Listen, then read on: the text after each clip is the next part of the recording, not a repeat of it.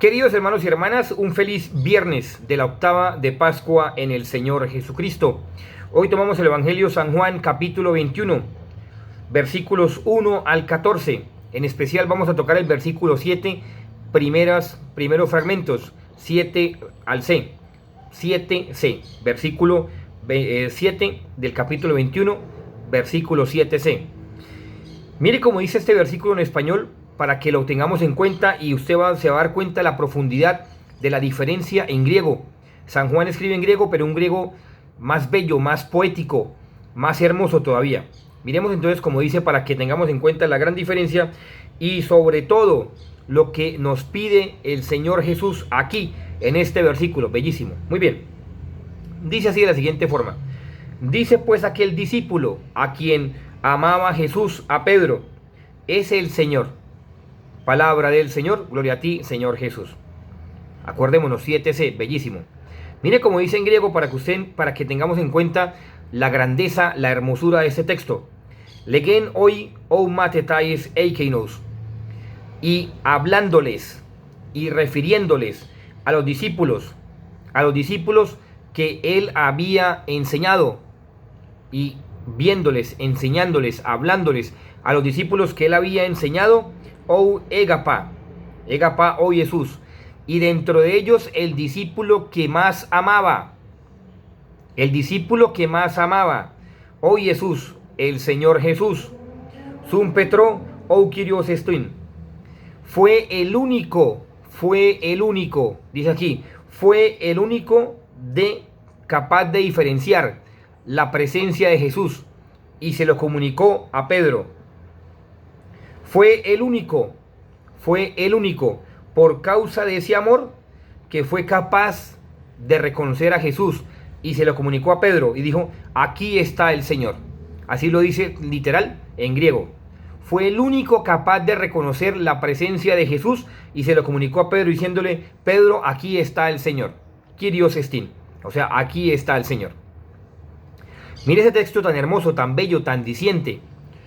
La pregunta de nosotros sería: si Jesús nos ama a todos, y Jesús nos ama a todos de manera tan particular y singular, la pregunta sería: ¿ustedes y yo somos capaces de reconocer a Jesús? Acuérdese que según este versículo, y obviamente lo que dice la Sagrada Escritura, según lo que dice este versículo y la Sagrada Escritura, para que ustedes y yo podamos reconocer al Señor Jesús, ¿qué necesitamos? Amar a Jesús. Sentir la experiencia del amor de Jesús. En realidad lo que transforma la experiencia del ser humano es el amor de Jesús. Así como lo hizo con María Magdalena, así como lo hizo con muchos santos. Lo que transforma la experiencia del ser humano es el amor de Jesús.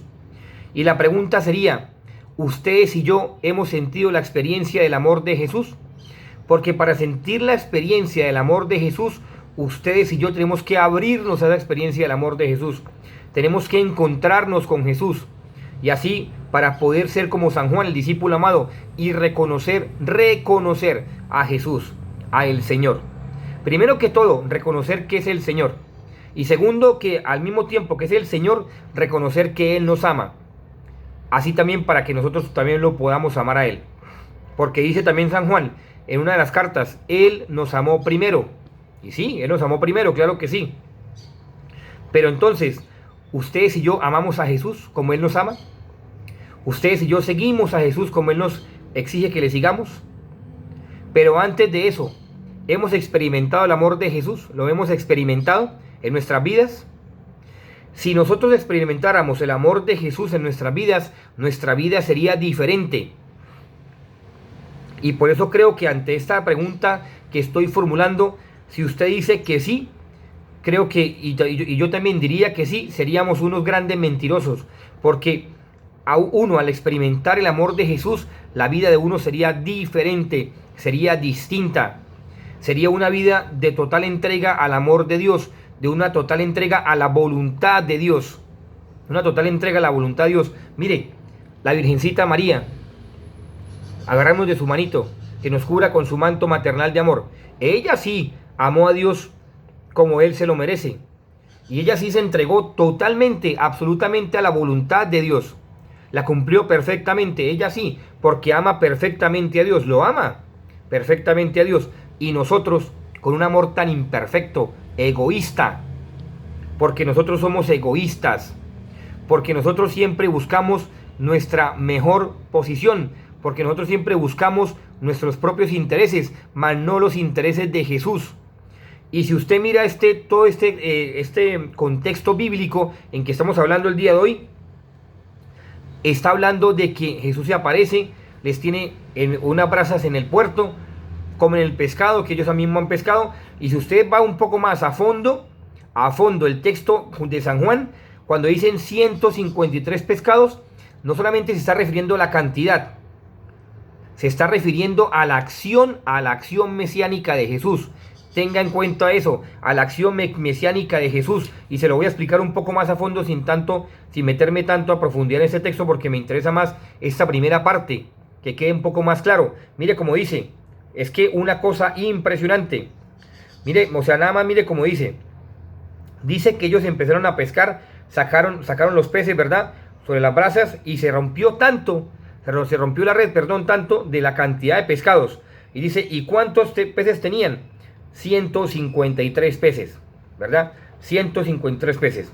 Es impresionante, ¿por qué? Porque es que aquí está hablando de la acción mesiánica de Jesús. Vuelvo y digo, mire cómo dice, versículo 11, dice así como tal.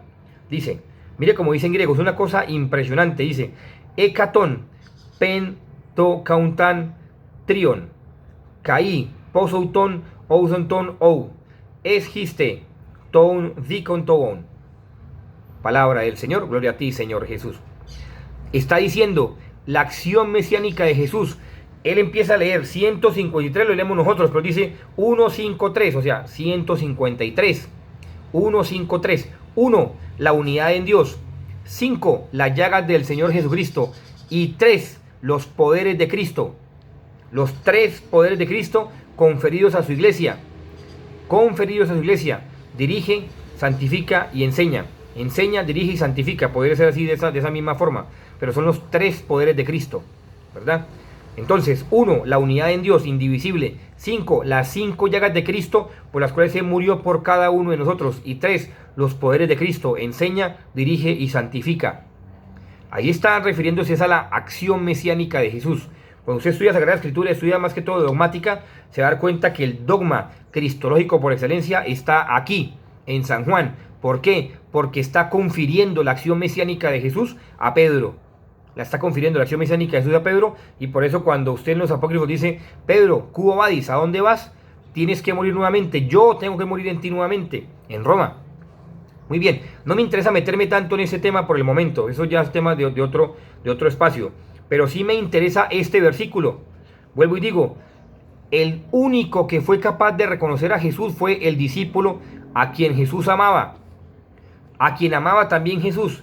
Y vuelvo y pregunto, ¿ustedes y yo nos hemos preocupado por tener esa experiencia del amor de Jesús? ¿Nos hemos preocupado?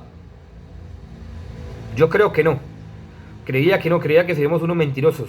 Y segundo, si no hemos tenido la experiencia del amor de Jesús, el amor que nosotros damos a los demás es un amor egoísta. Es un amor egoísta.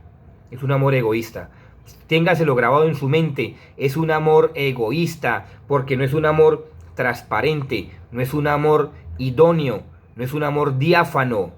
Es un amor egoísta que parte de nuestros propios intereses. A ver si usted es capaz de ver a un hermano suyo en la calle y regalarle lo que usted quiere. No, así como lo hacía la Madre Teresa de Calcuta, así como lo hacía Juan Pablo II, así como lo hacía el Padre Pío. No, uno para llegar a esa altura de ese amor se necesita tiempo y la experiencia de Jesús. Se necesita sobre todo la experiencia del amor de Jesús, sentir el amor de Jesús, para uno poder experimentar ese mismo amor. Entonces somos unos mentirosos, porque no estamos amando como Jesús ama. Y mucho menos, como dice este versículo, para uno poder reconocer a Jesús, se necesita amar a Jesús. Se necesita tener la experiencia de Jesús. Y vuelvo y digo, y nuestro amor es un amor egoísta. Por eso hoy, a través de la dulcísima y tierna Madre de Dios, María Santísima, agarrémonos de su manito, cubrámonos con su manto maternal de amor, que nos lleve dentro de su inmaculado corazón. Y ella nos enseñe verdaderamente a amar a Dios como ella lo amó, como ella lo ama. Verdaderamente que nos enseñe a amar a Dios sin egoísmos. Nos enseña a amar a Dios que nosotros no tengamos primero, que no prevalezcamos primero nuestros intereses, que no prevalezca primero nuestro egoísmo, nuestros intereses, no, que prevalezca primero y siempre en nuestro amor, el amor de Dios, como Dios nos ama y como Dios quiere que amemos a los demás. Ahora, ahí sí podemos entonces encontrar el sentido del amor en Jesús, la experiencia del amor de Jesús. Y tercero, ¿usted cómo va a amar a Jesús si no lo conoce? Si ni siquiera va a la Eucaristía, si ni siquiera va al Santísimo, si ni siquiera va al Rosario en familia. ¿Cómo lo va a amar si no lo conoce? Como dice San Agustín, nadie ama lo que no conoce. Por eso hoy, indispensable, visita al Santísimo, indispensable Santa Eucaristía, indispensable Rosario en familia, indispensable obras de caridad y confesión, para que a través de la dulcísima y tierna Madre de Dios, María Santísima, nosotros podamos encontrar ese amor de Dios en nuestras vidas.